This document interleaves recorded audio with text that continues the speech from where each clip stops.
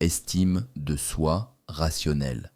Chez Spinoza, l'estime de soi, qu'il désigne par le terme latin acquiescentia in se ipso, est un concept central de son éthique. Il ne s'agit pas d'un simple contentement passif, mais d'une joie profonde qui émerge de la contemplation de soi-même et de sa propre puissance d'agir.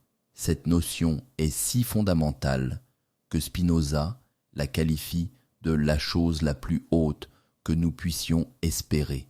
L'estime de soi véritable, fruit de la raison Spinoza, distingue deux formes d'estime de soi. La première, qu'il dévalorise, est fondée sur l'imagination et les opinions fluctuantes d'autrui. Cette fausse estime de soi est instable et peut mener à l'orgueil, une surestimation de soi par amour-propre. À l'opposé, la véritable estime de soi, la seule qui ait une valeur éthique, naît de la raison. Elle est une joie qui accompagne la connaissance adéquate de soi-même et de sa puissance d'agir.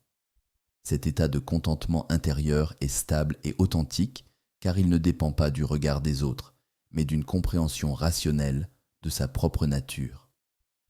Le conatus est la puissance d'agir. Pour comprendre l'estime de soi chez Spinoza, il est essentiel de la relier à son concept de conatus. Le conatus est l'effort que fait chaque chose pour persévérer dans son être. Il est l'essence même de l'individu. Lorsque notre puissance d'agir augmente, lorsque nous agissons en accord avec notre nature et que nous sommes la cause adéquate de nos actions, nous éprouvons de la joie.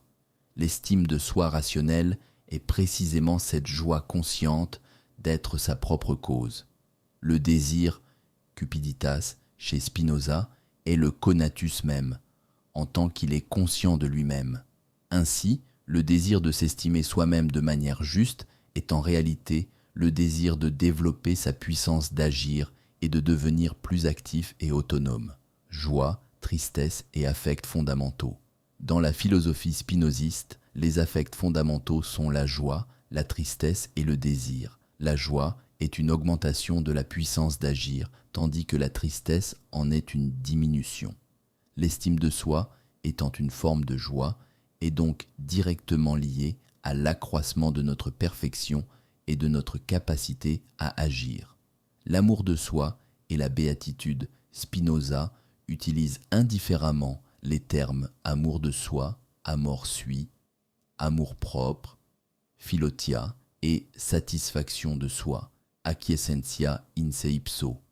L'estime de soi rationnelle est une forme d'amour de soi juste et éclairé.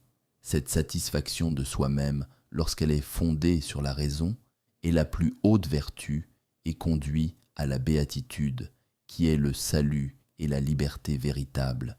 Il ne s'agit pas d'une récompense de la vertu, mais de la vertu elle-même.